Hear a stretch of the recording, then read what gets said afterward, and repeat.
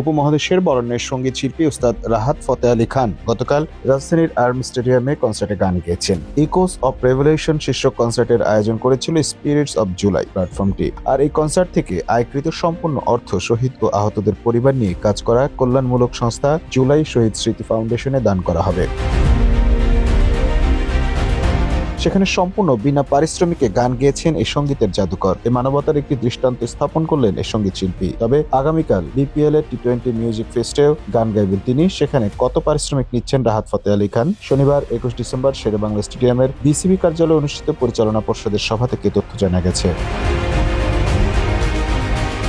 একটি সূত্রে জানা গেছে, মিরপুর শেরেবাংলা স্টেডিয়ামে অনুষ্ঠেয় বিপিএল টি-20 মিউজিক ফেস্টে গান গাইতে $2,86,000 পারিশ্রমিক নেবেন উস্তাদ রাহাত ফতেহ আলী খান, যা বাংলাদেশি মুদ্রায় $3,40,00,000 টাকা। বিসিবি পরিচালনা পর্ষদ এরই মধ্যে এই সঙ্গীত শিল্পীকে এই টাকা দেওয়ার সিদ্ধান্ত অনুমোদন দিয়েছে। এ বিষয়ে বিসিবির সভাপতি ফারুক আহমেদ বলেন, বিপিএল মিউজিক ফেস্ট উপলক্ষে ঢাকা, চট্টগ্রাম ও সিলেটে অনুষ্ঠেয় 3টি অনুষ্ঠানের জন্য টাইটেল স্পন্সর স্বত্ব কিনেছে মধুমতি ব্যাংক। এ বাবদ বিসিবিকে তারা দেবে $4 কোটি, যার প্রায় পুরোটাই যাবে রাহাত ফতেহ আলী খানের পেছনে।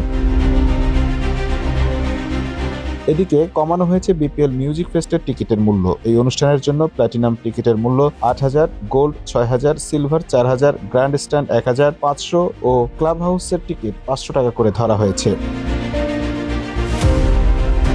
নমন মাহফুজ, টাইম নিউজ ডেস্ক।